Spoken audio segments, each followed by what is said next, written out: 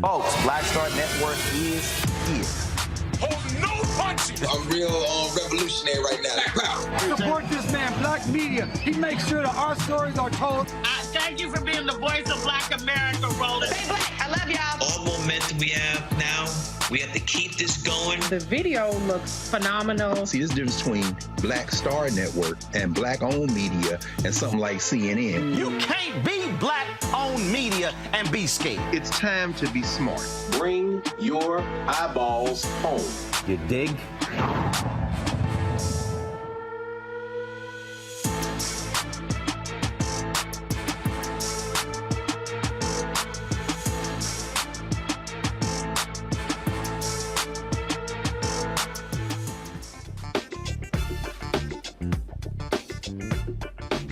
Today is Friday, September 22nd, 2023. Coming up on Roland Martin Unfiltered, streaming live on the Black Star Network. Georgia U.S. Senator Raphael Warnock will be in studio tonight talking about issues in the United States Senate. Democrats, how they're going to move an agenda forward when you have Republicans who can't get their act together in the House. We also will talk about a 2024 election, what African Americans should be doing when it comes to supporting Biden and Harris. I look forward to that conversation with my alpha brother. Mississippi Supreme Court says the state Republicans' attempt to create 4 unelected special circuit court judges in Jackson, Mississippi, of course, more than 70% black, is unconstitutional. I'll be joined by the Impact Policy Counsel for the Mississippi Center for Justice to discuss this court victory. 9 Memphis deputies are indicted for the beating death of an inmate, and the 5 former Memphis police officers accused of beating Tyre Nichols to death have a federal trial date. A new report uncovers the connection between Supreme Court Justice Clarence Thomas and a Koch brother, the Koch network. We'll talk about his connection and why Clarence Thomas is truly the most corrupt federal judge in America. Also, we had a great time at the Cincinnati Music Festival with Procter & Gamble. We'll show you some of that fun right here on the show. It is time to bring the funk. I'm Roland Martin Unfiltered on the Black Star Network. Let's go. Whatever the biz, he's on it. Whatever it is, he's got the scoop, the fact, the find. And when it breaks, he's right on time and it's rolling. Best believe he's knowing. Putting it down from sports to news to politics.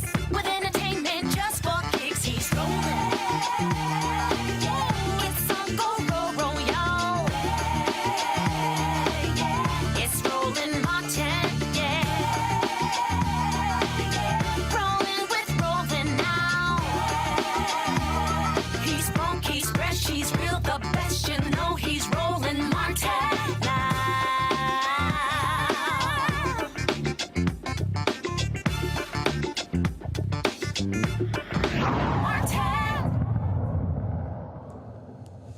Folks, we continue to see craziness happen in the United States Congress. Right now, Republicans are truly losing their minds first over the Senate changing the dress code because of Pennsylvania Senator John Fetterman. Okay, gotcha. Now you got the madness in the House where Republicans have literally left D.C. for the weekend, even though we've got a shutdown that is looming.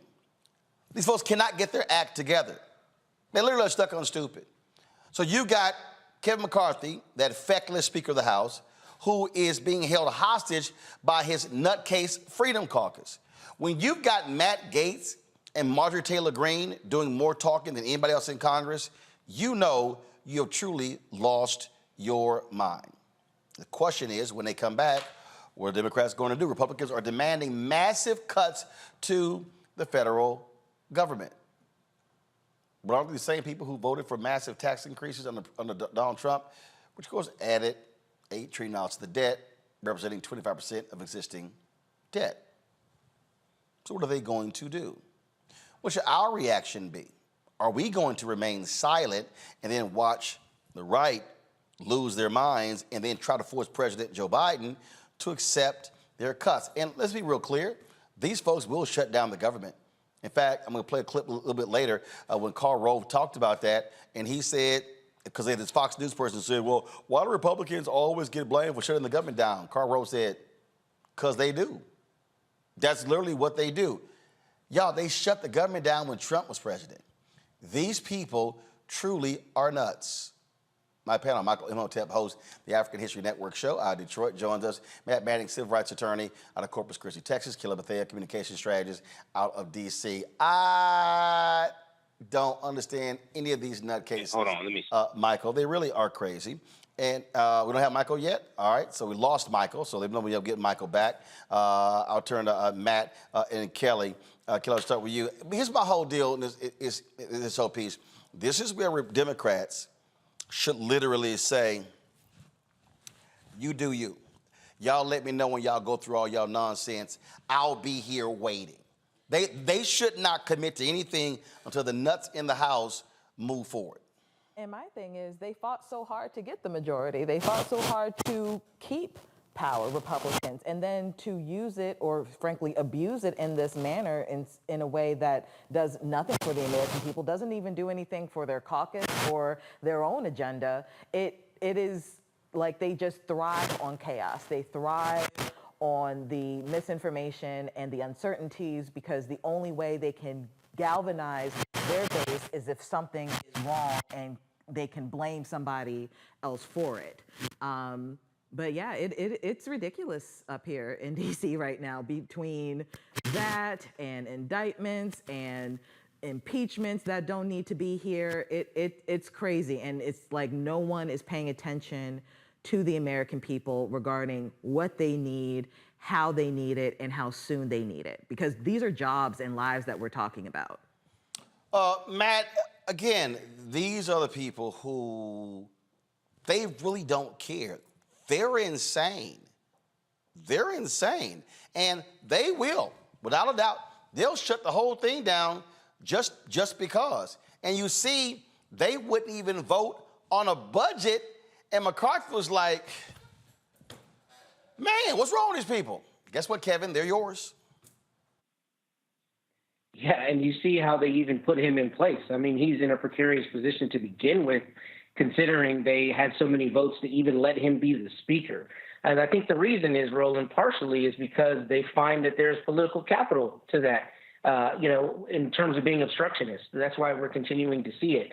I don't think that's sustainable. I think at some point, even people in their own constituency start to say, you're not getting anything done. But that, I think, goes again to the crisis of representative democracy that we see now. That you got people who are in office running to stay in office and who are not concerned about their constituents and the greater good. But it's because there has not been a political price to pay for their, asinine actions yet. Michael, this really is one of the funniest clips that I've seen. It was on Fox News Sunday with Shannon Ream. And she thought she was sort of trying to make the point, defending Republicans for getting blamed for government shutdowns. Karl Rove blew that up in her face. Go to my iPad, watch this. There's another fight that everybody's going to get blamed for, too. Another Hill headline says this: lawmakers prepare for shutdown blame game. Karl, this never seems to go well for anyone, but it does generally seem that Republicans get blamed for these shutdowns. Well, generally because Republicans are responsible for the shutdown. They seem to eagerly want it. So, yeah, there's a reason why they get blamed. And look, the American people demand that their government try and run itself in an appropriate fashion. And the fact that the biggest financial and business enterprise in the world, the U.S. government, cannot pass a budget in time and then ends up shutting itself down over things that are on the margin. I mean, we're talking about the difference between this and that. And the Republicans are going to be shoot themselves in the foot in the run-up to the 2024 election if they continue to think that shutdowns are a great way to put themselves in front of the American people. And there you go right there, Michael. One of their own, like, yeah, we the ones who act stupid.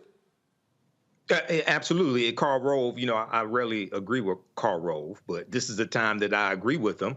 And this is something I warned people about during the 2020 presidential election and then the 2022, especially the 2022 midterm election, because during the first 2 years of the Trump administration, there were 3 government shutdowns in the first 2 years. And that last one, December 2018 going into January 2019. That one lasted 35 days. That one was devastating, okay? And when you talk about the government shutdown, well, at least going back to the last government shutdown, 2018, 2019, we know about 18% of the federal employees are African American. So you had a lot of federal employees who went without getting paid for that period of time they were shut down. But also you have federal contractors. You have some African American owned businesses that have federal contracts. And if this gets to the point where federal contractors don't get paid, that means their employees don't get paid as well. So we have to understand political self-defense and self-preservation. You cannot let crazy people have control of the government. You can't let them have control of the House, Senate, or the White House. So this is why, 2022, the House flipped to Republicans based upon about 7,000 House votes in a handful of districts. This is why every vote counts. This is why elections have consequences, and we have to be smarter at this. I always get a kick out of listening to let's say, underage lover Matt Gaetz. Love to see him when he is whining and crowing about Kevin McCarthy. Remember Kevin McCarthy was kissing his butt to get his vote for House Speaker? Ooh, I love how he repays him. Kevin McCarthy's fault that the government is going to shut down. Yes, and it's Kevin McCarthy's fault that the government is going to shut down because we didn't move individual spending bills. We cannot blame the Democrats for having not done our job to comply with the coalition agreement that we made at the beginning of the year. That is the fault of the Speaker, and I believe that if he does not immediately remediate that, he will likely face a motion to vacate. I'm not for everyone. I get that. But a deal's a deal. And if Kevin McCarthy wasn't willing to honor the deal that he made to assume the speakership, then he should not have agreed to those terms. Inside Washington, D.C., people think they can just lie all the time with impunity and that no one's ever going to call them on their bullshit. But, Kevin broke this deal. And I intend to hold him to that deal or to hold daily votes on a motion to vacate. Yeah, I'm pretty frustrated. And I had so much hope when Speaker McCarthy made this agreement that we could turn this place around during both Republican and Democrat control. But instead, all we've gotten are lies and broken promises and failure and shutdowns. And while that may be Kevin McCarthy's legacy, it will not be mine. Yes, it will. Because you're a liar, too. Gotta go to the break. We come back. We're going to talk Mississippi, what's happening there when it comes to judicial races. Supreme Court, shocking 8-0 decision. We'll explain next. You're watching Roland Martin Unfiltered right here on the Black Star Network. I'm Deborah Owens, America's Wealth Coach. And on the next Get Wealthy, you'll meet Jandy Turner, who took her love of sports, expanded her network, and created a thriving business. I settled on developing a golf event planning business, which in and of itself has been very viable for me. One of the things that I've learned from producing hundreds, if not thousands, of golf tournaments is that business gets done on the golf course. All on The Next Get Wealthy, only on Black Star Network. Hatred on the streets, a horrific scene, a white nationalist rally that descended into deadly violence. White people are losing their damn minds. As an angry pro-Trump mob storms the U.S. Capitol, we've seen shutdown. We're about to see the rise of what I call white minority resistance. We have seen white folks in this country who simply cannot tolerate black folks voting. I think what we're seeing is the inevitable result of violent denial. This is part of American history. Every time that people of color have made progress, whether real or symbolic, there has been what Carol Anderson at Emory University calls white rage as a backlash. This is the rise of the Proud Boys and the Boogaloo Boys. America, there's going to be more of this. Here's all the Proud Boys, guys. This country is getting increasingly racist in its behaviors and its attitudes because of the fear of white people. The fear that they're taking our jobs, they're taking our resources, they're taking our women. This is white fear.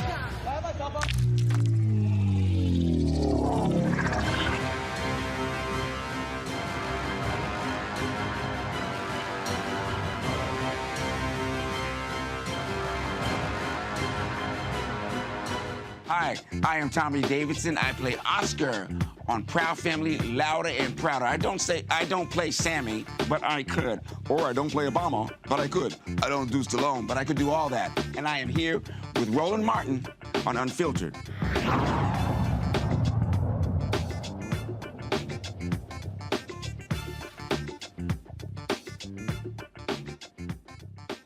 Folks, a surprise decision out of Mississippi where the Supreme Court there unanimously agreed that the attempt by Republicans to create 4 unelected special circuit court judges in Hinds County, where Jackson, Mississippi is unconstitutional. The 8 justices sided with the plaintiffs that HB 1020 Section 1 said that Section 1's creation of 4 newly appointed temporary special circuit judges in the 7th Circuit Court District for a specified almost 4-year term violates our Constitution's requirement that circuit judges be elected for a 4-year term. Blake Feldman is the Impact Policy Counsel with the Impact Policy Counsel from the Mississippi Center for Justice. Blake, glad to have you here. So here's the thing that people have to understand what's really going on. We're seeing this in other states as well. Republicans in Mississippi are using their supermajority to impose their will on Jackson, Mississippi. They hate the fact that it's Democrat. They hate the fact that it's 70% black. But what's hilarious is, without Jackson, a broke Mississippi is broker. Yeah, absolutely. There's been complete, Jackson was targeted in a way that we have not seen yet this past legislative session.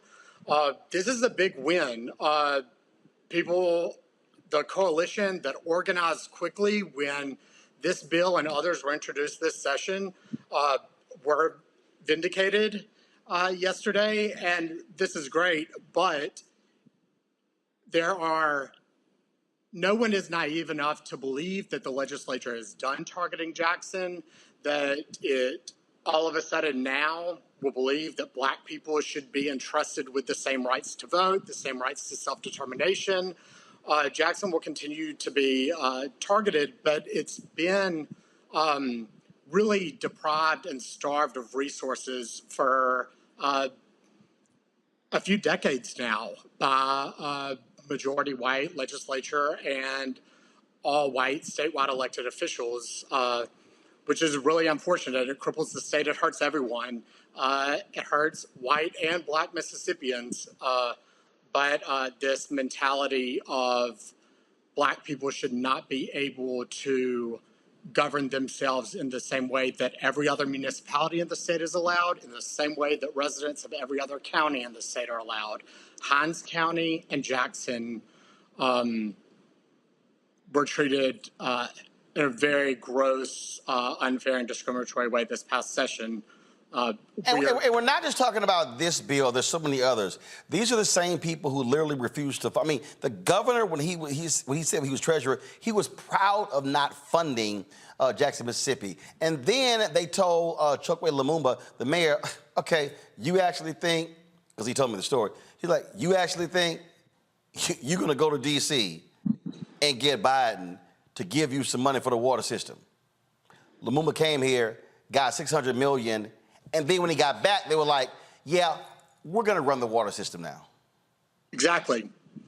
We will not give you resources, then we will blame failures on you. If you are able to secure those resources, we cannot trust you to use those correctly, so we will use them even though the state has no track record of doing things correctly. It's a very entrenched and sustained mentality of white supremacy that is just devastating to people in the community, which is why this bill of lies that the legislature tried to sell this past session with, this is to help the people of Jackson. The people of Jackson want solutions to problems that they're facing, but they do not want the state to dictate to them these non-solutions that were provided with these bills. This won't address anything. All that it does is take a little bit more power from black people and give it to the state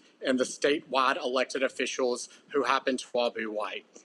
And what we're seeing here is that this is nothing new because it's happening in other states. I mean, in Texas, my home state, the Republicans passed a bill that says Secretary of State, if certain things happen, has the power to overturn an election only in Harris County.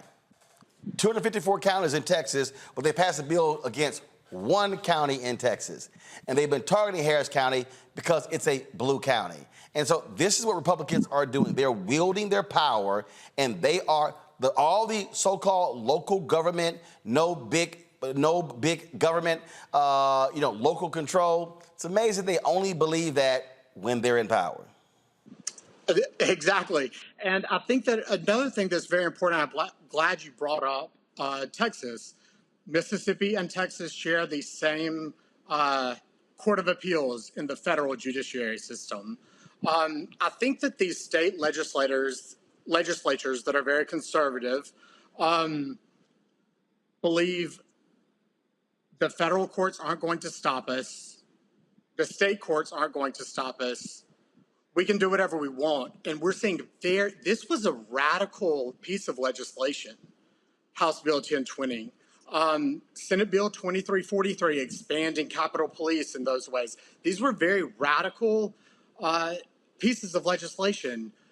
I think that it really speaks to the people of Jackson that organized and said we have to fight this with every arrow that we have in our quiver. One of those arrows is litigation. And the people of Jackson said we're not just going to roll over when we're targeted, especially when fundamental principles of our democracy are attacked. That is a paraphrase of what one of the plaintiffs said in our case, in her case. And people didn't think that we would get a decision like this, that the Mississippi Supreme Court would side with them, that when the Mississippi Constitution says that circuit judges are elected, shall be elected by the people in this state, it means what it says. But that's what they did. In an 8-0 unanimous decision, the Mississippi Supreme Court said, yes, the Constitution means what it says. These 4 appointments that are being forced onto the people of Hinds County, which would deprive them of the right to vote and choose their elected leaders of their courts, is unconstitutional. And it was struck down, and it really speaks to, because we're not done, and the community knows that we're not done. We will use every avenue available, and the people of Jackson will use every avenue available to demand equity and equal treatment from this state legislature. Roland, we appreciate it, man. Thanks a lot. Thank you. Matt, I want to go to you first. Look, I keep trying to explain to people, again, to all the people out there who sit on their asses and don't vote, this is what happens when you let people have total control, when you don't exercise your power. There are thousands of black people in Mississippi who are eligible to vote who do not vote. That's absolutely right. And it's also what happens when you don't hold politicians to account for what they say, even if they act hypocritically. I think you made a really astute point earlier. I mean, they Republicans primarily crow about local government and federalism and all of that stuff. And then you pass a bill where you basically want to divest the people of Jackson of that. That's an indefensible position. And that's something against what you said for all these years.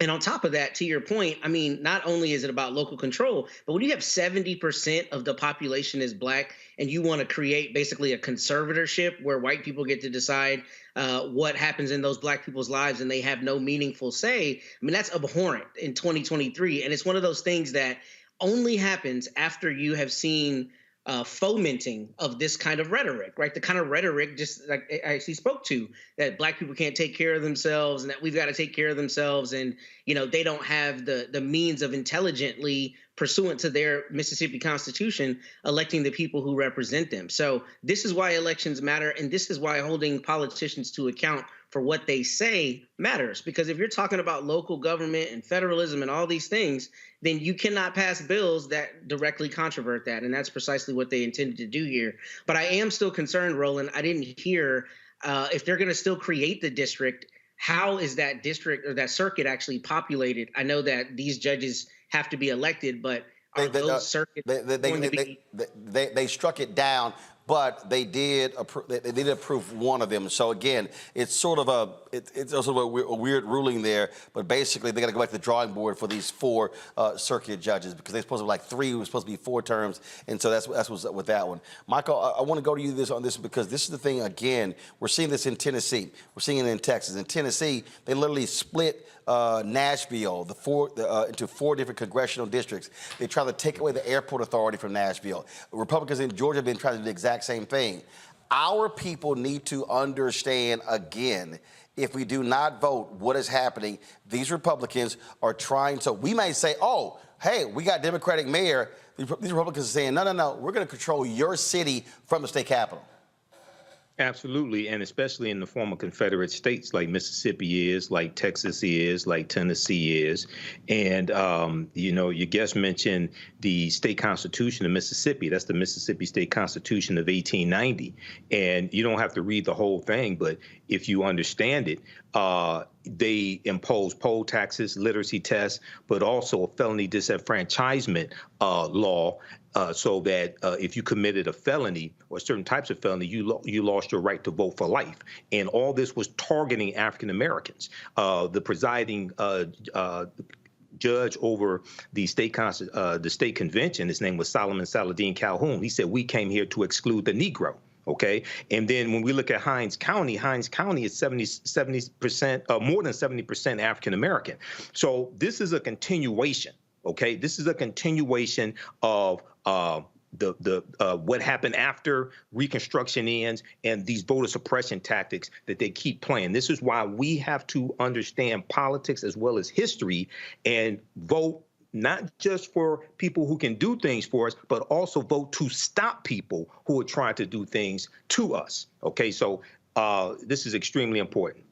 Kelly.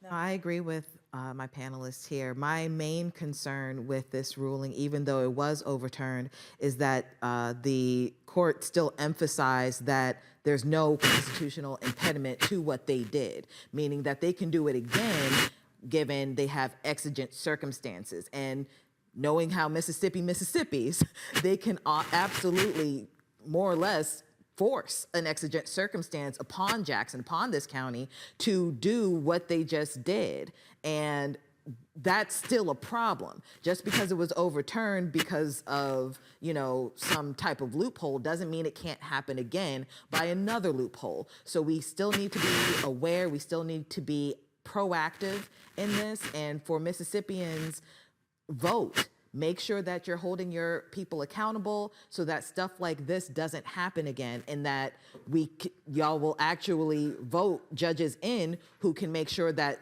jurisprudence like this doesn't apply. Folks, we come back. We'll be chatting with Georgia United States Senator Raphael Warnock. He is in the House. Lots to talk about. Calls for New Jersey Senator Menendez to resign. President Biden said he's going to walk the picket line. Republicans can't get their act together in the House. Black people are saying, what have you done for me lately? What was going to happen in the 2024 election? Lots to discuss. Next, right here, Roland Martin Unfiltered on the Black Star Network. Don't forget, folks, to please, if you're watching on YouTube, hit the like button, all right?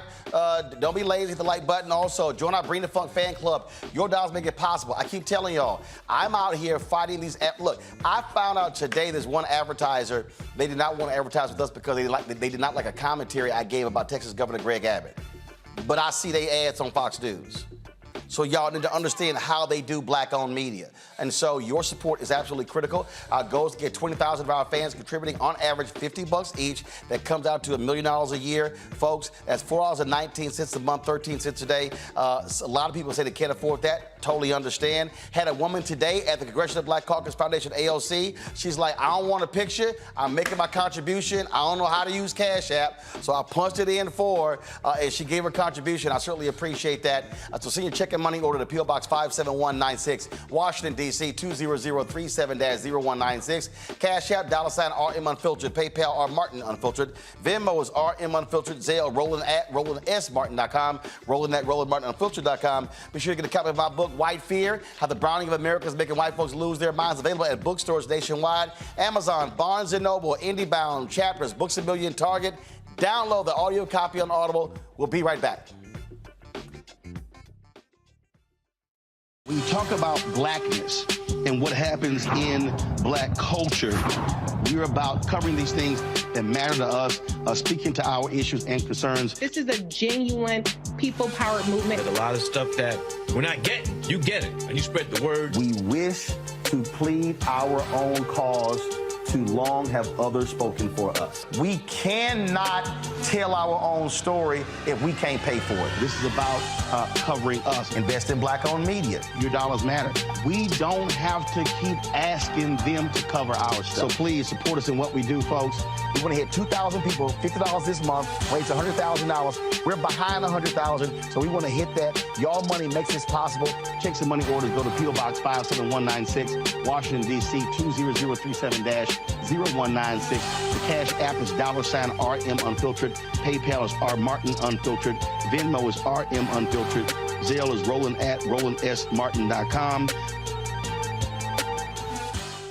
Next on the Black Table with me, Greg Carr. Democracy in the United States is under siege. On this list of bad actors, it's easy to point out the Donald Trumps, the Marjorie Taylor Greens, or even the United States Supreme Court as the primary villains. But as David Pepper, author, scholar, and former politician himself says, there's another factor that trumps them all and resides much closer to many of our homes.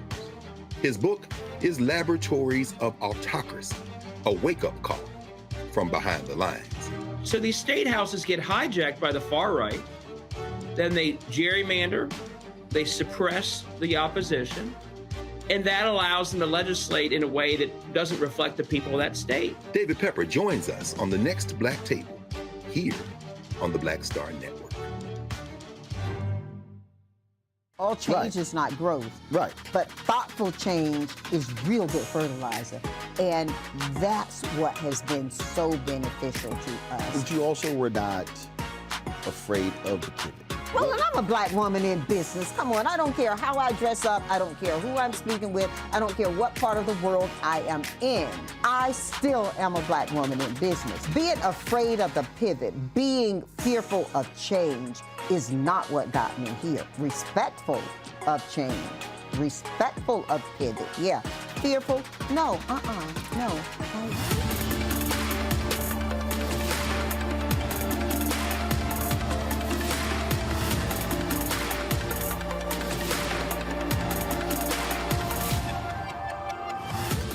On the next A Balanced Life with me, Dr. Jackie, we're going to be talking about common sense. We think that people have it, know how to use it, but it is something that people often have to learn. The truth is, most of us are not born with it, and we need to teach common sense, embrace it, and give it to those who need it most, our kids. So I always tell teachers to listen out to what conversations the students are having about what they're getting from social media, and then let's get ahead of it and have the appropriate conversations with them. On the next A Balanced Life with me, Dr. Jackie, here at Black Star Network.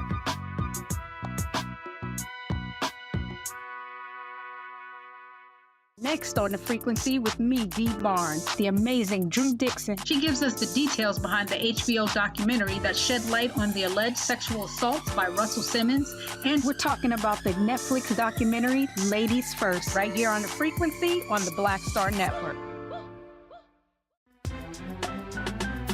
I'm Faraji Muhammad, live from LA.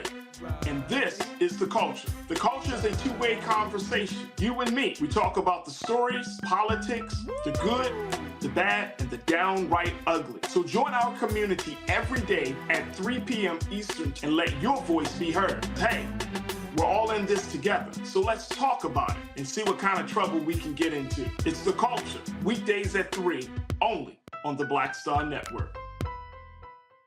Hi, I'm Jo Marie Payton, voice of Sugar Mama on Disney's Louder and Prouder Disney Plus, and I'm with Roland Martin on Unfiltered.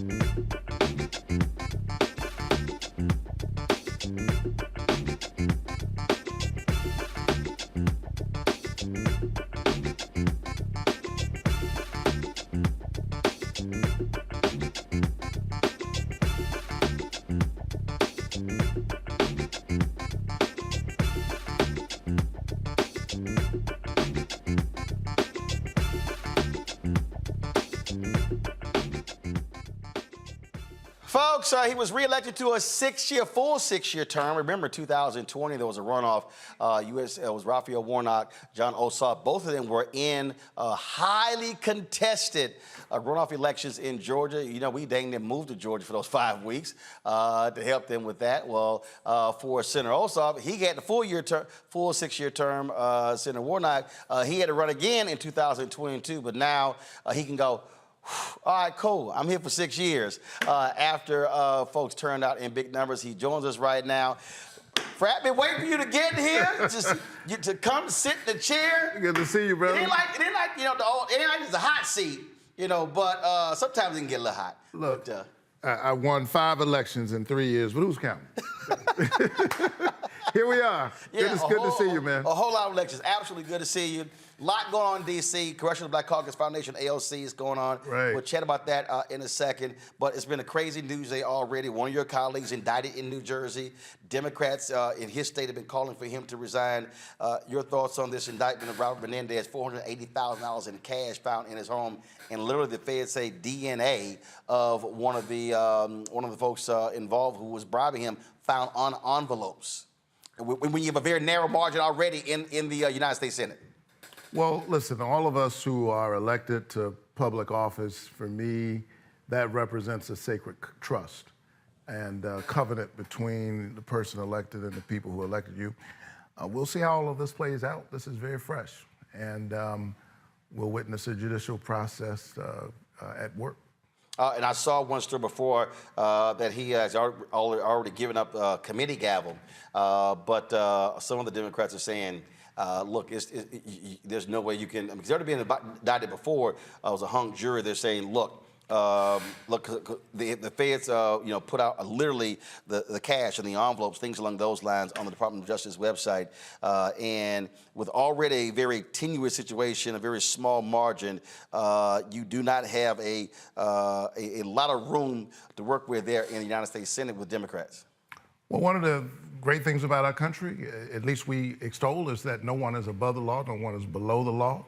And I will wait and see how this plays out. Another issue, President Joe Biden has been going back and forth over this UAW strike. The UAW folks announced that they're going to be expanding their strike across the country. Go to my iPad. President Biden apparently is going to be joining the picket lines for the United Auto Workers. Your thoughts about that?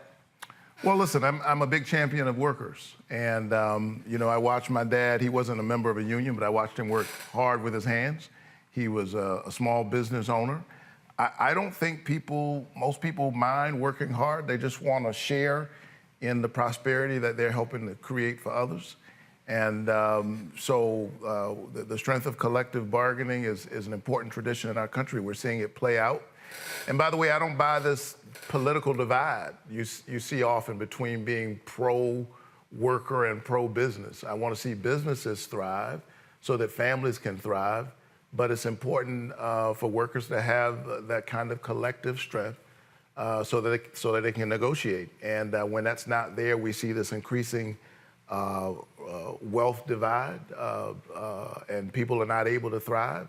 And so we'll see how this plays out.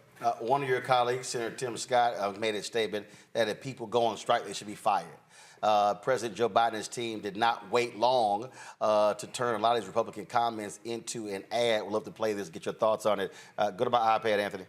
When you have a president that's constantly saying, go union, this is what you get. The unions get emboldened, and then they start asking for things. The first bill he passed had $86 billion for union pensions. This president clearly does prioritize union jobs, and he's made very clear here that union workers deserve more, that their pay increases have not come close to the success and the money that all of these auto companies have enjoyed.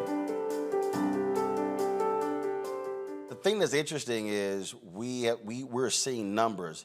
Union support is at almost an all-time high. The last 6-7 years has been stunning, even to folks in unions, with how the American people have responded, because for the longest it was unions are awful, let's be right to work, and so many folks are now saying, wait a minute, you know what, collective bargaining ain't a bad idea. Look, Americans across the political spectrum, I think, have witnessed over the last few decades this growing divide between the compensation of the average worker and their CEOs. And these are the issues that are being raised. This is just one example. But, you know, when I hear one of my colleagues talk about who ought to be fired and people doing their job, I'd love to see my colleagues over in the House do their job. I'd love to see Congress do its job and keep the government open. Because certainly that's not helping working families in Georgia. The people I'm talking to are thinking about the high costs of prescription drugs, the costs of health care in general. They are concerned and trying to keep their families safe. We've had more mass shootings this year than we've had days this year. I just did a panel discussion over at the Congressional Black Caucus weekend this week. It featured Quavo, who's undergone his own tragedy in recent months. My colleague, Lucy McBath, who lost her son, transformed her pain into power, got involved in politics. We're witnessing all of this American carnage, and Congress hasn't done nearly enough. And so I'd like to see us, you know, get something done on gun safety, on prescription drugs, on creating jobs and opportunity for average Americans. And to that point, I mean, we see the energy.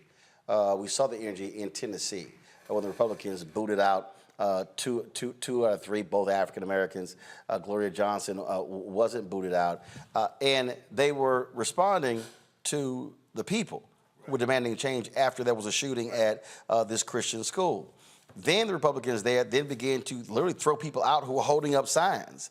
And so they spent more time attacking the folk who were crying about their children being killed than to deal with the issue of guns. It's awful.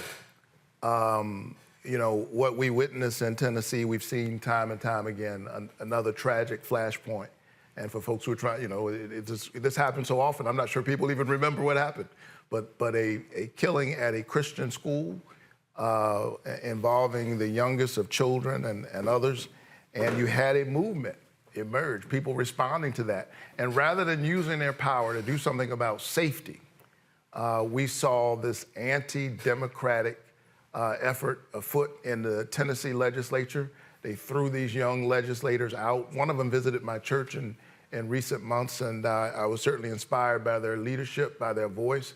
But we are seeing, Roland, this kind of assault, this unabashed, unembarrassed assault on our democracy from people who know that they're losing the argument. They're losing the argument on gun safety. They're losing the argument on reproductive choice. They're losing the argument on a whole range of issues.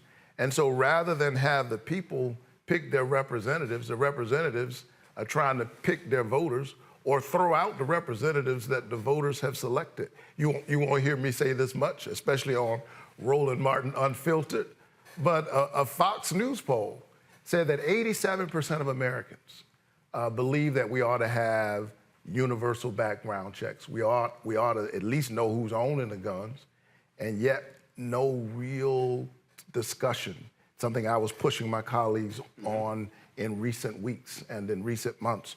No real conversation about that. As divided as the country is, I don't think the people are as divided as is reflected in the politics. And that's a democracy problem.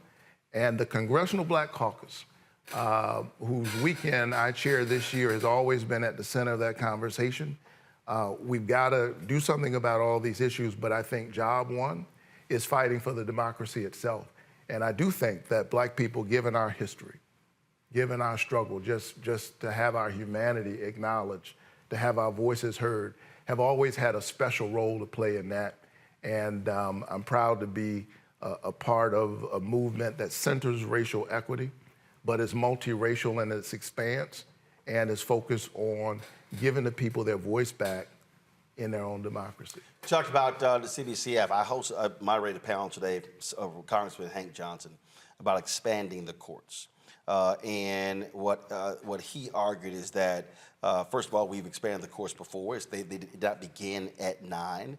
The country has changed. We look at the circuit courts that changed as well. Do you believe there should be an expansion of the Supreme Court when we look at a lot of these critical issues first? And then got to get your thoughts on should there be ethics reform? There's a new story from ProPublica about Clarence Thomas literally participating in Coke Network fundraisers.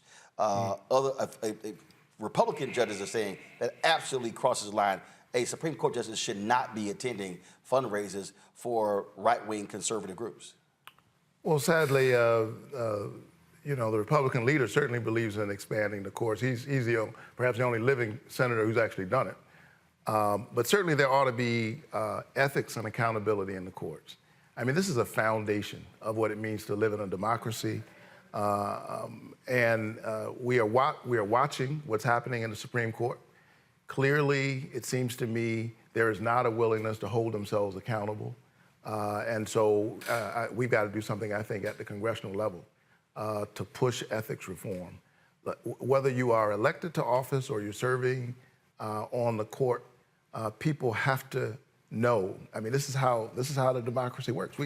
People have to know that decisions are being made and that it's not one's own self-interest that's guiding those decisions. Like private plane rides and yacht rides and your wife getting several $100,000 from these conservative groups. The influence of dark money, I think we are witnessing, whether we're talking about Supreme Court justices who seem to be enjoying themselves in ways that are quite interesting if you talk to the average American, or you're talking about the outsized influence of dark money influencing something like the debate around gun safety.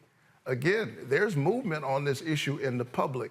Right. And I think what your viewers and others ought to be asking is, if there's movement in the public on this issue, even among Democrats and Republicans, why isn't there movement in the highest levels of our government?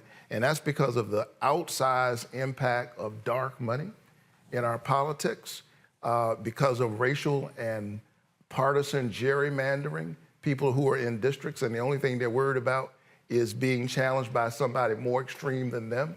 All of these kind of anti-democratic efforts afoot in our democracy are the reason why we've got to pass the Freedom to Vote Act, which I introduced a few months ago.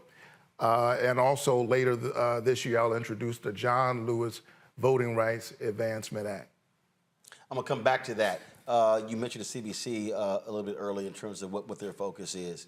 One of the areas they have really been focused on is on your side of the aisle, and that is they have been challenging Senator Dick Durbin to say, dude, the blue slips. You got federal judges, you got U.S. attorneys and others that are being held up by Republicans. They want him to end that practice. Have you had conversations with him about the blue slip and the concerns of CBC members in the House? Because literally, black folks, bottom line is, he's not chair of the committee unless black folks and others put you in office to secure that majority. And there are black people who are voting in all these other places around the country, and people aren't getting appointed because Republicans are holding them up, now going on 3 years. Well, this is not a new controversy. We've heard it before.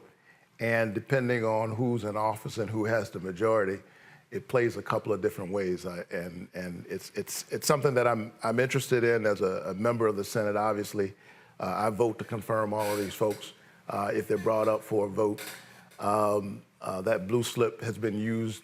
I just want us to recognize in a few different ways. And it's a relic from the Jim Crow era. Well, there are a host of things that are a relic from that era. There are people watching, and I deal with this every single day. And you talked earlier about the things that have been accomplished and how the American public is moving. But you have a significant number of African Americans who believe not enough is being done. Folks are talking about potentially sitting the election out, having protest vote, and that could very well impact whether Biden-Harris is reelected. What do you say to those people who are frustrated? George Floyd Justice Act wasn't passed. I've broken down that Senator Tim Scott and Senator Lindsey Graham didn't come through with that. You talked about John Lewis Act and others, that President Biden has not delivered on what he said to African Americans, what would you say to those people who are angry and upset?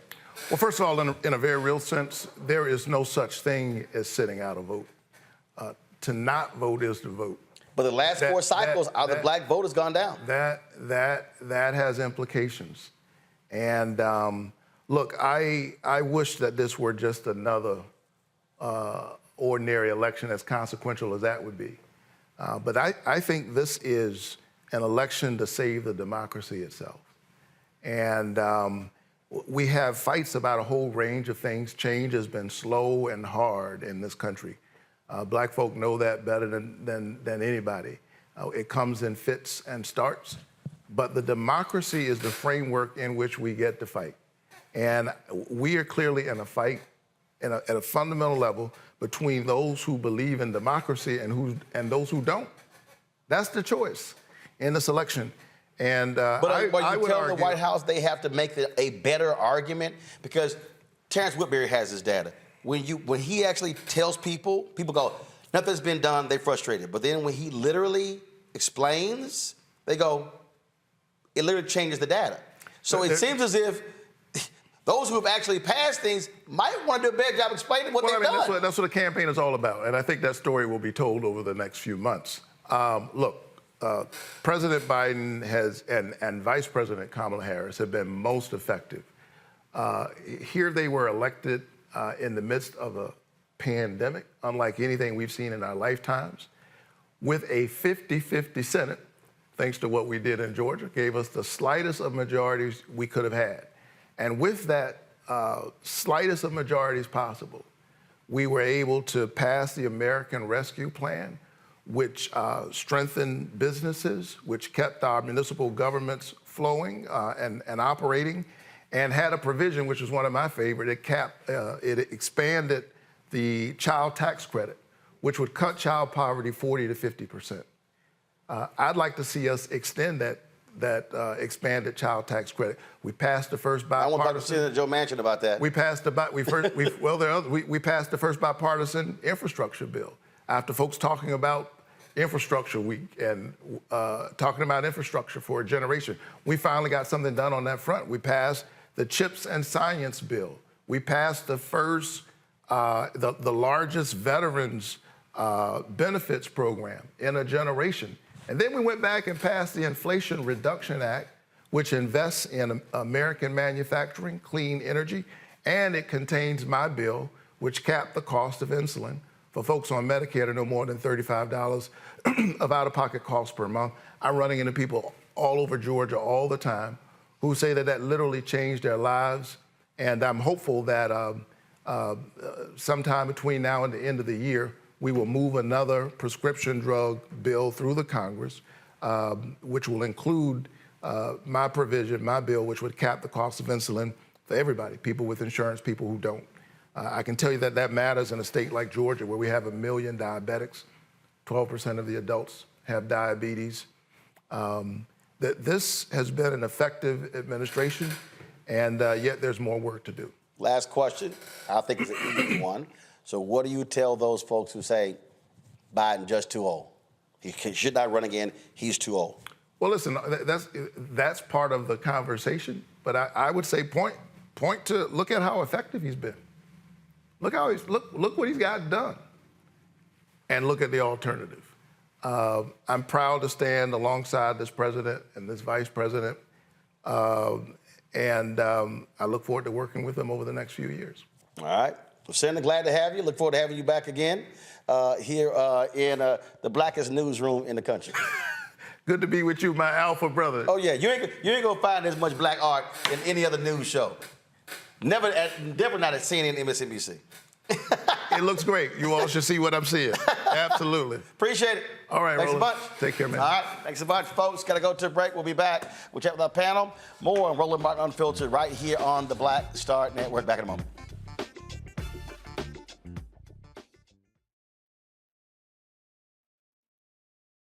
All change is not growth. Right. But thoughtful change is real good fertilizer. And that's what has been so beneficial to us. But you also were not afraid of the pivot. Roland, I'm a black woman in business. Come on, I don't care how I dress up. I don't care who I'm speaking with. I don't care what part of the world I am in. I still am a black woman in business. Being afraid of the pivot, being fearful of change is not what got me here. Respectful of change. Respectful of pivot, yeah. Fearful? No, no.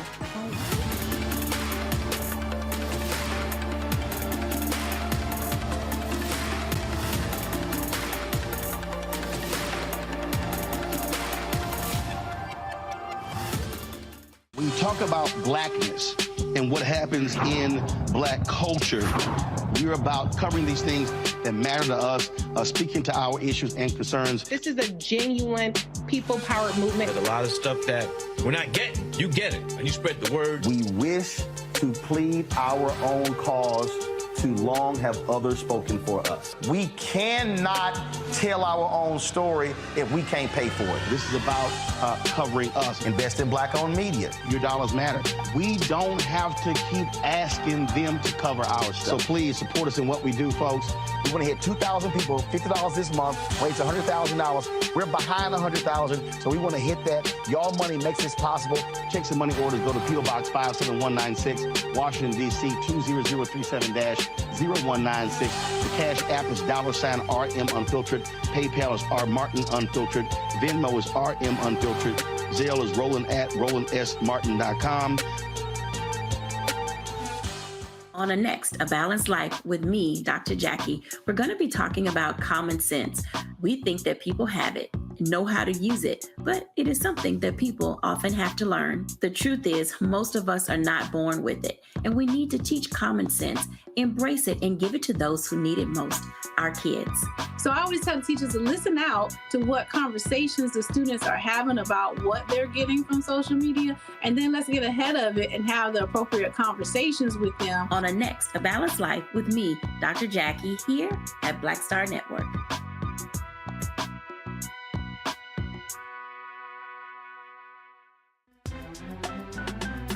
I'm Faraji Muhammad, live from LA. And this is The Culture. The Culture is a two-way conversation. You and me. We talk about the stories, politics, the good, the bad, and the downright ugly. So join our community every day at 3 p.m. Eastern and let your voice be heard. Hey, we're all in this together. So let's talk about it and see what kind of trouble we can get into. It's The Culture, weekdays at 3, only on the Black Star Network. Next on the Black Table with me, Greg Carr. Democracy in the United States is under siege. On this list of bad actors, it's easy to point out the Donald Trumps, the Marjorie Taylor Greens, or even the United States Supreme Court as the primary villains. But as David Pepper, author, scholar, and former politician himself says, there's another factor that trumps them all and resides much closer to many of our homes. His book is Laboratories of Autocracy, a wake-up call from behind the lines. So these state houses get hijacked by the far right, then they gerrymander, they suppress the opposition, and that allows them to legislate in a way that doesn't reflect the people of that state. David Pepper joins us on the next Black Table, here on the Black Star Network. What's up, everybody? It's your girl, Latasha from the A. And you're watching Roland Martin Unfiltered.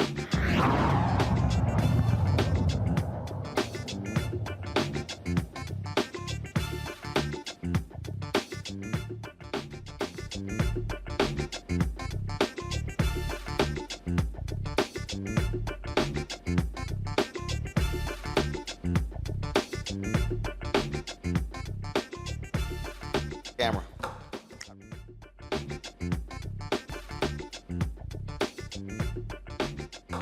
All right, let's go to our panel. We'll talk about that conversation with Senator Raphael Warnock, Matt Manning.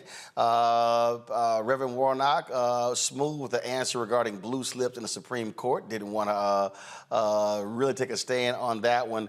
The panel discussion we had earlier, what kills me, the number of people who have no concept of American history, because the Supreme Court, it didn't start with 9. It was actually fewer people. And we've actually had more than 9 people as well in the Supreme Court. And it's so interesting how people swear, oh no, you can't change anything. when it's actually changed many times before.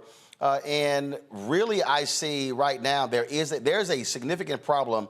Clarence Thomas absolutely is completely corrupt. When you see that ProPublica story where now attending Coke Network fundraisers, his wife getting money essentially under the table, you can't tell me she's not having conversations with him about Supreme Court cases, flying on private jets, yacht rides, things along those lines. How in the hell can anybody trust the Supreme Court that literally is being purchased by billionaire conservatives?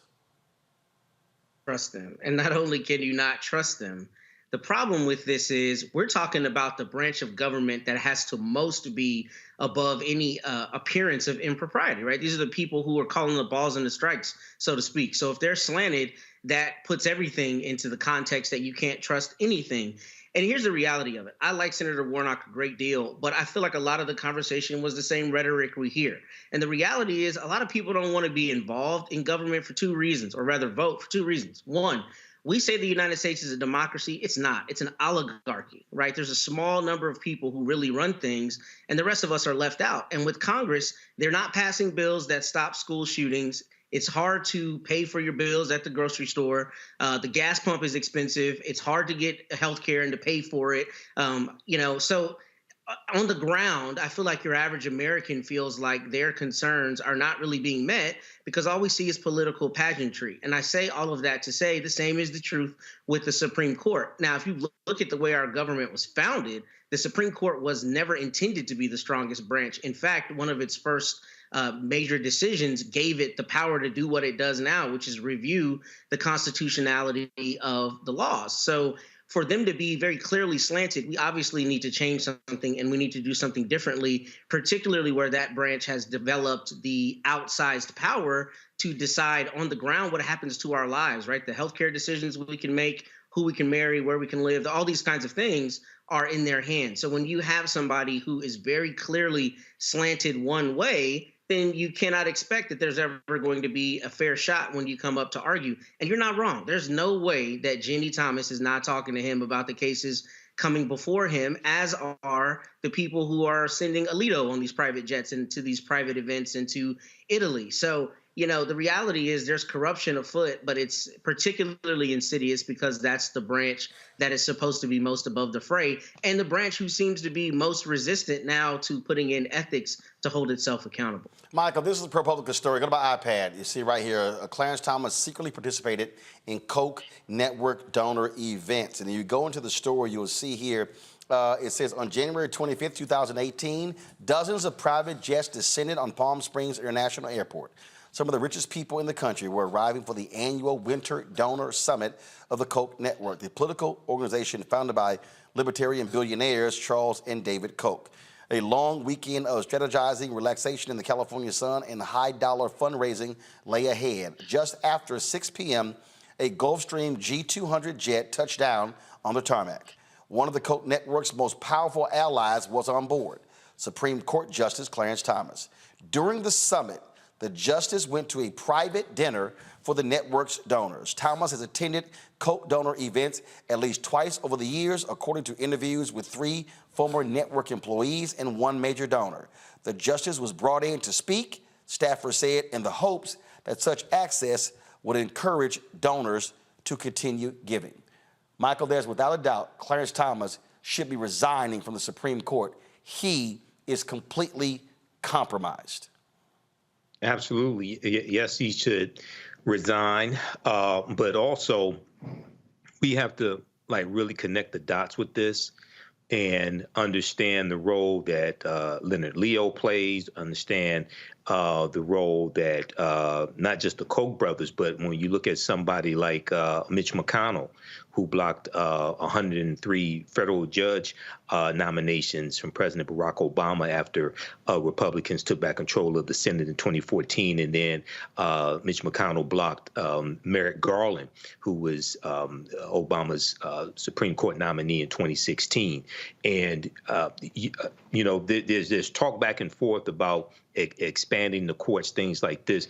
But what was really, really important for people to understand is that Donald Trump got 3 Supreme Court justice nominations. confirmed, okay? These are conservatives, and this is one of the reasons why you have so many people sticking with Trump, because he said he would only nominate Supreme Court justices who would overturn Roe versus Wade. He basically got that done.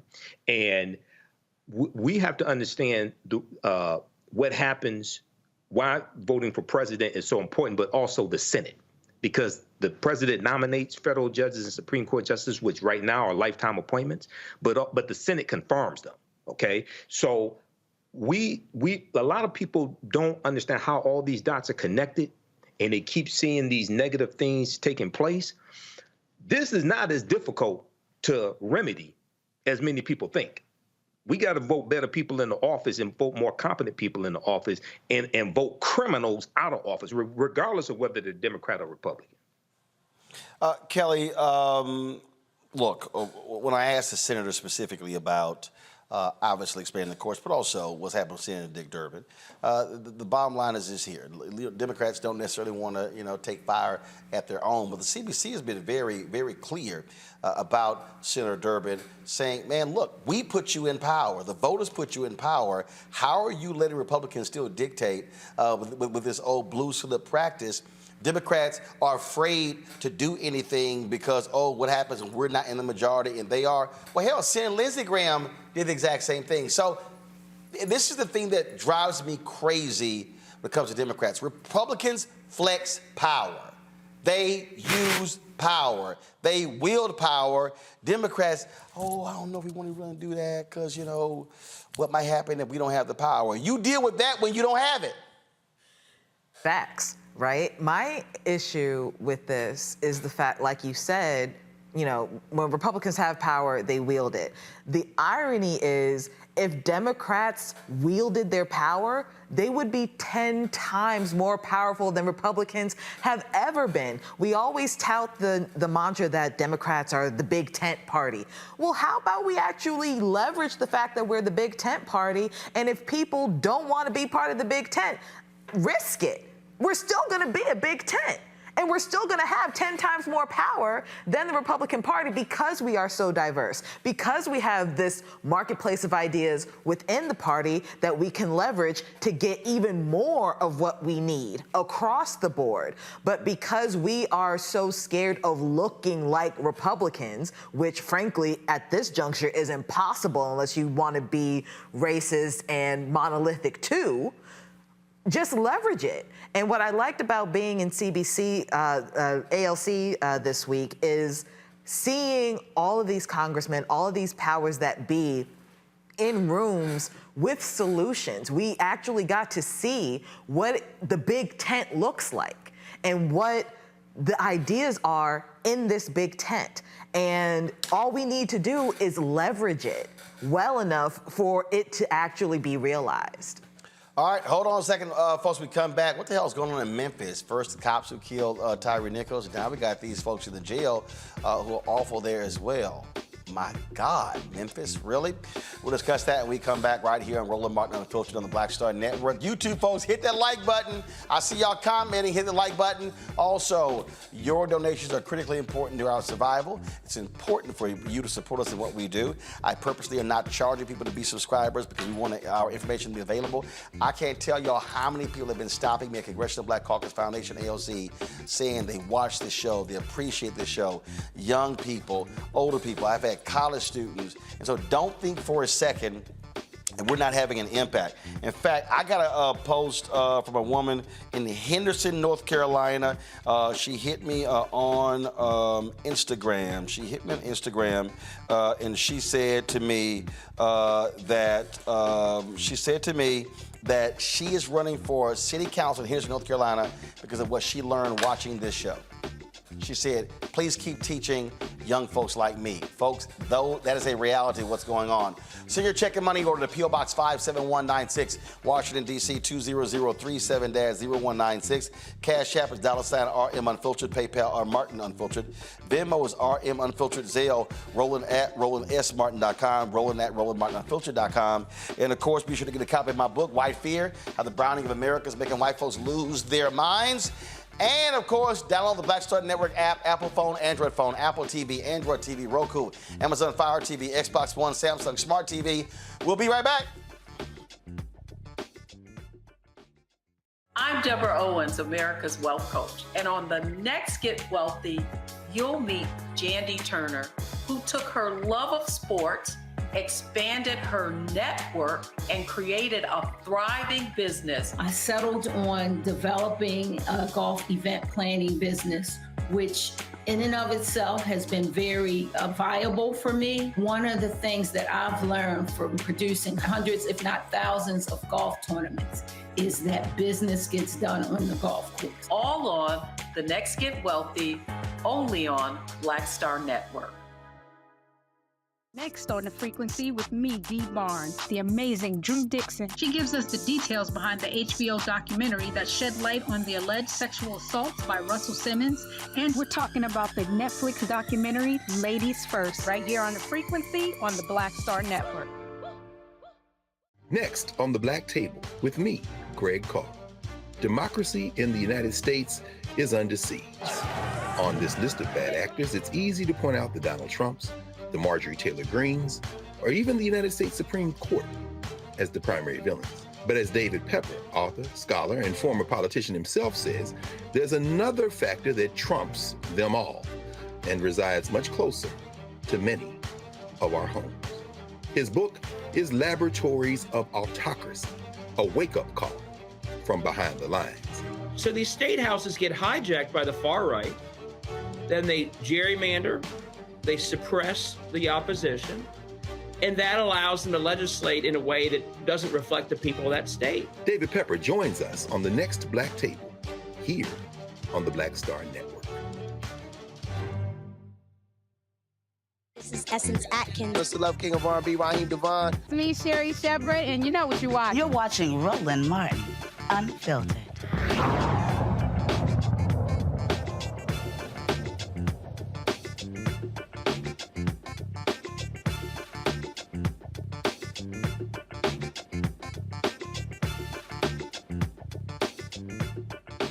Nine Memphis jail deputies are with the, have been charged.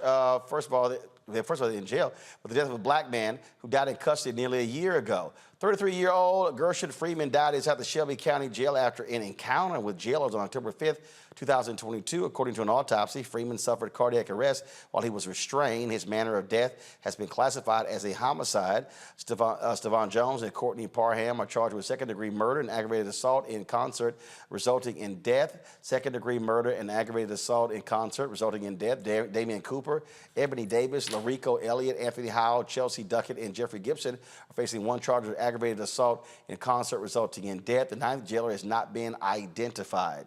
A May 2024 federal trial date has been set for the 5 former Memphis cops accused of the fatal beating of Tyre Nichols. Attorneys for Tadarius Bean, Demetrius Haley, Emmett Martin, Desmond Mills, and Justin Smith agreed on the May 6th trial date. The trial is expected to take 8 or 9 days for all 5 officers. The former MPD officers were indicted by a federal grand jury last week, charging them with depriving Tyre Nichols of his rights following a traffic stop that led to his death. Nichols died 3 days after being punched, kicked, and hit with a baton by the officers during a traffic stop. These officers face state charges, including second-degree murder as well. They pleaded not guilty. Matt, this is, I mean, this is absolutely crazy. And I've said repeatedly how the Department of Justice has been very aggressive in going after wardens and jailers and the kind of stuff with these correction officers. And, you know, people act as if, man, this is no big deal. These are just folks who are in jail. No, this is serious. This is major. And there should be a massive crackdown on these thug jailers. Yeah, you know, this is particularly timely today because today I had a conversation with an expert that I hired in an excessive force case, a former chief of police. And he told me, you know, the reason this stuff happens is because these people never get punished. And the people on the department recognize they're not going to get punished. And they recognize there is no real price to pay for doing this. This kind of thing happens all the time. This is probably 40% of my practice, Roland, is filing lawsuits like this. And just like your prior guest talked about with the Fifth Circuit. Every time I file one, no matter how bad it is, I have to bake into my strategy the reality that the Fifth Circuit is likely going to rule against my client no matter how bad what happened to him or her was. I tell you that's because the Fifth Circuit is an absolutely hardcore right-wing MAGA court. It's incredibly conservative. And that's why on this show, every week I'm on, I mention the gulf between what we talk about with the Constitution and the reality of vindicating your constitutional rights if something like this happens. So I said that to say the reason we really need the Department of Justice is because when they prosecute these offenses, they prosecute them from a criminal standpoint, right? Which gives them a different latitude than I have with a civil case, because the civil law does not give me the same latitude, essentially. And it's not as easy to prove the cases, because when you have the power of a grand jury subpoena and law enforcement and other things, it has a different gravitas. So I say all of that to say, you should be shocked by this. This is abhorrent. Anybody with eyes can see that. But what we should also be shocked by is how difficult it is for the families in these circumstances to actually hold somebody accountable. And I'm hoping that the Department of Justice continues to do the good work it's done, because every time they get involved and they prosecute somebody, that family has a true assurance that something's actually going to happen. Whereas every time I file a lawsuit, no matter how crafty I am with how I bring it, I have to tell my clients this is going to be an uphill battle. And that's because it is so hard to hold people accountable in these circumstances. It is mind-numbing, Michael, when we look at these cases, and you look at Fulton County Jail, the number of people who died there. Remember when that nut case in Milwaukee was the sheriff, and how many people had died there, died in those jails as well. And again, these are still human beings. These are human beings who are dying in jail, viciously beaten. Then you look at the conditions. A lot of these places, no AC, no air conditioning, so they're freezing.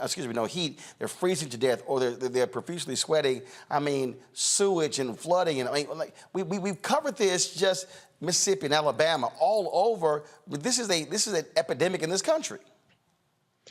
Yeah, it really is, Roland. And when you deal with county jails, you'll have people who may be serving less than a year, they may be serving a sentence, but then you may also have people who are awaiting trial as well. So they haven't been found guilty yet. But regardless of whether they've been found guilty or haven't had a trial, that jail is still responsible for their well-being, okay? And this deals with just a basic humanity issue, respecting people's humanity. And a lot of these conditions are unlivable. And if it was a situation where we were awaiting trial, or even if we were convicted of something, we wouldn't want to live in those conditions, and we would not want one of our loved ones to live in those conditions either. So, this has to change. This deals with who you have in political offices, deals with legislation also. But yeah, this is totally unacceptable. Kelly. Every time I hear one of these stories, it breaks my heart, because like the panel has already said, they're human beings. And the point of any type of prison or jail system is supposedly supposed to be about it being rehabilitative. How do you rehab someone in a condition like that? You don't. Animals are treated better than some of these prisoners. I remember the story of, I can't remember which jurisdiction it was, but the young man who I think it was Atlanta, died with bed bugs, the bed bug infestation. That's Fulton County Jail. Yeah, that was just absolutely disgusting to me. I mean, I can't think of even terrorists who have conditions like that for prisoners of war. And we're talking about American citizens in America who are supposedly supposed to be being rehabbed to get back into society. How do you do that when you have conditions like this? So absolutely something needs to change. Something needs to give. because this is absolutely an injustice system with things the way they are as it stands. Oh, that's exactly what it is. All right, folks, we appreciate it. Kelly, thanks a bunch. Michael, thanks a bunch. Matt, thanks a bunch. Folks, when we come back, just a little some of the fun we had with Procter & Gamble at the Cincinnati Music Festival. We'll have that for you next right here on Roland Martin Unfiltered on the Black Star Network.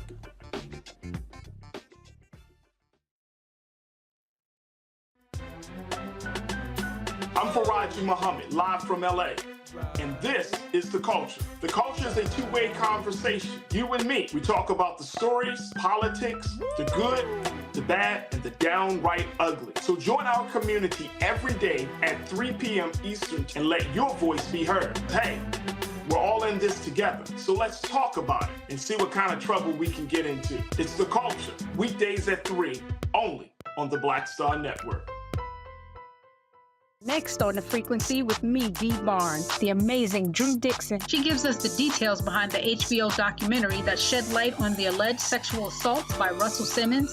And we're talking about the Netflix documentary, Ladies First, right here on The Frequency on the Black Star Network.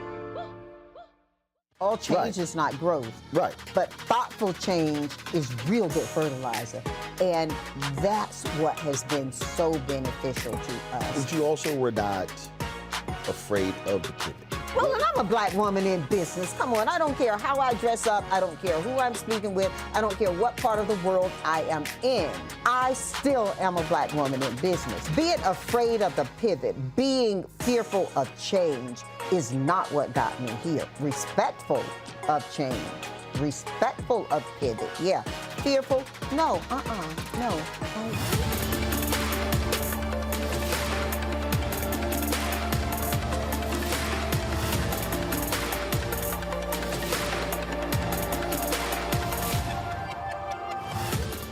Sherry Shepard with Sammy Roman. I'm Dr. Robin B., pharmacist and fitness coach, and you're watching Roland Martin Unfiltered.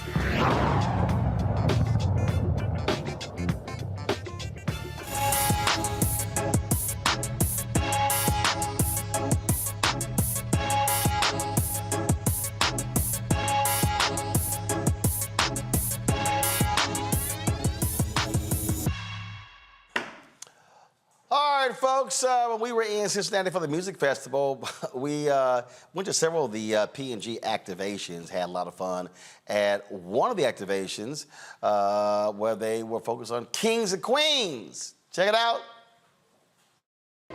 All right, folks, Roland Martin here. So all around Paycor Stadium, P&G, they've got numerous activations. And so this is their kings and queens activation. So let's go in and check it out, see what they got over here. All right, so here we go. All right, y'all, so we gonna skip the line. Come on, let's go over here. So, all right. Hey, y'all, what's happening? What's happening? What's happening, y'all good? All right, so you see they got the red carpet out here, y'all. And so we go, okay, what what happened to all the shirts? I'm sorry, we'll have more tomorrow. Seriously, we only been here about 30 minutes. However, you can win a year's worth of P&G products. You can enter by clicking this QR code. All right, y'all, so let's go on over here. All right, so let's see what we got over here. Okay, what you doing? What you doing? So this is Olay. We have two different hydrating moisturizers here. This is a vitamin C with peptide. We don't have any parabens, any synthetic dyes. It won't leave any sticky residues. It won't. But I see these orange peels. Okay, is this edible? No. You'll just use it for your face, things like your neck. I mean, I see orange peels. I thought you can eat it. So the oranges is because it has a citrus fragrance. Okay, I'm just checking. Yep. Let's make sure you know that. Yes, I do. Okay. All right, what you got over here? And the retinol is good for rejuvenating your skin. If you feel like you might be aging a little bit, we got you covered. So it is fragrance free, it's really good for sensitive skins. Okay. Yeah. You want to try some? So, what it do? It rejuvenate the skin. So we feel like let's see if you can rejuvenate. First of all, I got good DNA. You do. I see you. I'm just saying for your friends that may not. I don't know. I got good DNA. That's good to know. I'm fully rejuvenated. Okay, come on. What you gonna do? So go ahead and get you a tester. We're gonna put it on the back of your hand.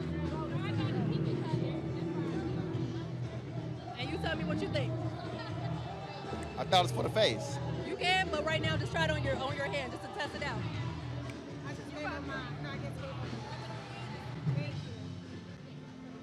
Well, this smells great. Woo. I have that. Now, do you do it like right after the shower? Ooh, I feel rejuvenated. I know. She ain't got no sense. So, whole point is here, you sit in the chair, you got, of course, a hashtag of feels like CMF. Then you got the concert in the background here. And so you see the folks over there, you see they taking photos over there. And you see what the whole look is like. Remember, you used to go to the club and they had the wicker chair? That's what this feels like. So I might need one of these for the house, but we got a big problem. First of all, this chair is purple and gold. I am an alpha, black and old gold. These are mega colors. So I'm gonna have to talk to the P&G people. Next year, we gotta have black and gold chairs. We can't have this purple and gold. That ain't gonna happen, okay? I just wanna let y'all know. All right, y'all, so here's the deal. I'm about to get up, about to go over here to the Old Spice booth. So let's see what they got over here.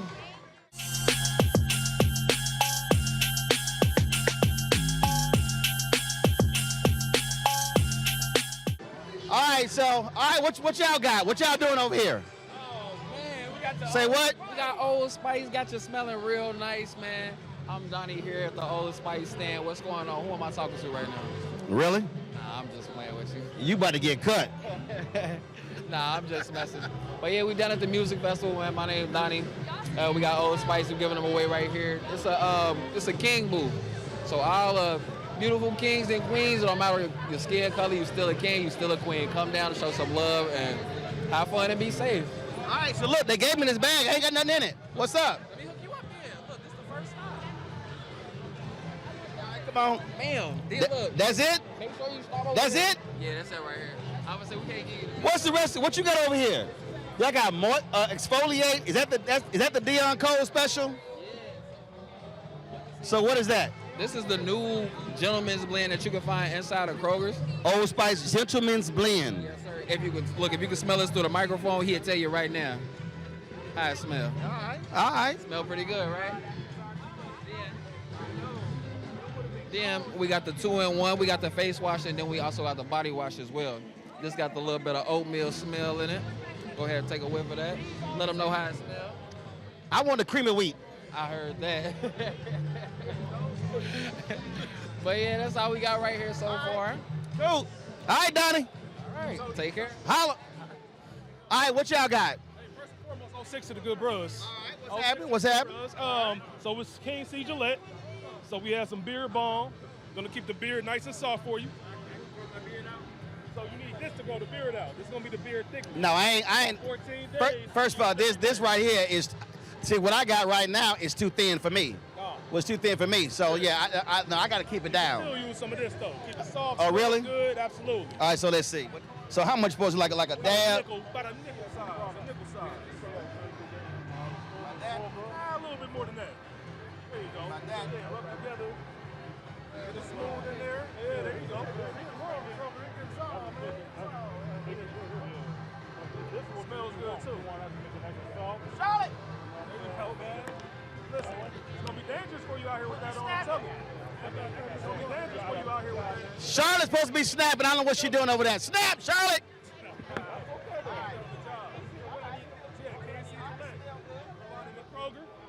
All right, now what's that? That's a beard comb. See, you ain't. Yeah, see, I can't have it fit. Nah, but don't worry, I got you. I can't do that, James Hart. I got you though. I got one right here. It's a nice little product.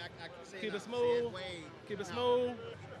Look, I shave mine every 2 days. I'm not. No, that ain't happening. It ain't for everybody. No, it ain't for everybody. Everybody can't look like this. I ain't mad at you. Everybody can't look like this. I ain't mad at you. No doubt. All right, so we got that. We got the cream. Now, what is this? What does this do? So that's for the people that got a couple patches here and there. They need to grow it out some. No patches. You got the beard thickener. Use it about 14 days. You're gonna start seeing some results. Rub it in. Get it nice and smooth. Use your beard comb. You in good shape. Look, all I'm saying is, all y'all brothers, if y'all gonna have beards, y'all got to trim y'all beards, okay? Yeah. This unruly look. Treat it or trim it. I can't deal with that. Treat it or trim it. One of the two. And here's the other thing for me. I shave your neck. I cannot deal. I can't handle hair on the neck. Oh, man. No, I can't. Dang, man. Come on. Literally. Every other day, boom, it got to go. Hey, there you go. It works for you. It works for you. That's right. I can't do it. Because I know I already look good, so, I'm just saying. All right, bro. All right. All right, 06. Y'all know how we do it. That's how we do it. All right, folks, that is it for us. Yo, Instagram, I'm sorry, YouTube, really? How we got 901 likes? All right, man, y'all got 120 seconds to add 99 likes. We can hit 1,000. This don't make no sense. I got to be asking y'all hit the doggone button so we can get the likes, okay? So hit the dadgum button. Now, support us in what we do. Download the Black Star Network app, Apple phone, Android phone, Apple TV, Android TV, Roku, Amazon Fire TV, Xbox One, Samsung Smart TV. Okay, graphic, y'all. Wrong, no, don't be playing that. Don't be playing that. Thank you, come on. There you go, right one. Let's get it together. Send your check and money order, P.O. Box 57196, Washington, D.C. 20037-0196. Cash App, $RM Unfiltered. PayPal, R Martin Unfiltered. Venmo is RM Unfiltered. Zelle, Roland at RolandSMartin.com. Roland at RolandMartinUnfiltered.com. Then download the Black Star Network app, Apple phone, Android phone, Apple TV, Android TV, Roku, Amazon Fire TV, Xbox One, Samsung Smart TV. You can also, of course, be sure to get my book, White Fear, How the Browning of America is Making White Folks Lose Their Minds, available at bookstores nationwide. Don't forget, you can also watch our 24-hour, 7-day-a-week streaming channel on Amazon News. Go to Amazon Fire, go to Amazon News, and you can check it out. Or tell Alexa, play news from the Black Star Network, and the audio will play. You can also watch our 24-hour streaming channel on Plex TV. That's right. Go to Black Star Network, search for that, or go to Live TV, News and Opinion. All right, folks, that is it. I'll see you guys on Monday on Roland Martin Unfiltered on Black Star Network. Holla!